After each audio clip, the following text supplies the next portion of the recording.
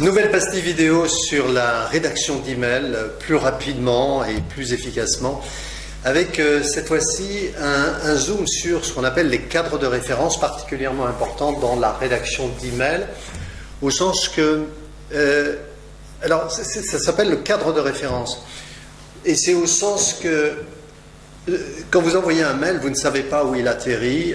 Vous pouvez envoyer des mails, par exemple en Belgique, à un correspondant en Belgique. Vous pouvez envoyer un mail à un correspondant qui, soi-disant, par exemple, se trouverait à Bordeaux et puis cette personne travaille en déplacement, je ne sais pas, au Maroc, etc. Vous ne savez pas quelles sont ses références à cette personne. Bref, ce sont deux mondes qui se rencontrent. C'est là où je veux en venir. Les cadres de référence, ce sont deux mondes qui se rencontrent et qui ne comprennent pas forcément les choses de la même manière, qui ne vont pas chercher les informations forcément aux mêmes endroits, qui ne retirent pas les mêmes, qui ne tirent pas les mêmes conclusions des mêmes phrases forcément. Je vous donne un exemple, les points de suspension. Les points de suspension, dans tous les pays du monde, ça ne veut pas dire la même chose, par exemple.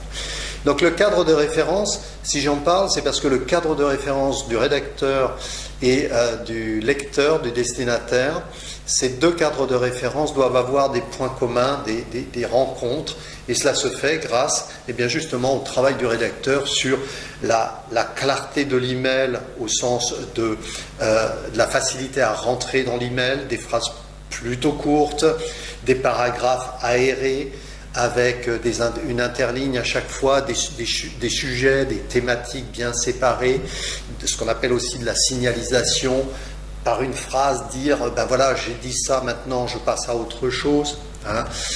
Également utiliser des connecteurs logiques, utiliser un langage plutôt simple si la personne ne connaît pas notre sujet. À l'inverse, si la personne connaît bien notre sujet, on va pouvoir charger avec des termes techniques, c'est bienvenu, bien entendu, très très bien.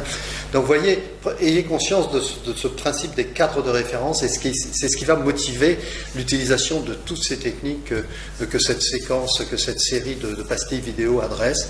Si on fait tant d'efforts sur les techniques de communication à l'écrit, c'est parce que ce sont deux cadres de référence différents qui se rencontrent. Ok ? Allez, on se retrouve très vite pour une nouvelle pastille vidéo sur la rédaction d'emails. À très bientôt, je compte sur vous, comptez sur moi.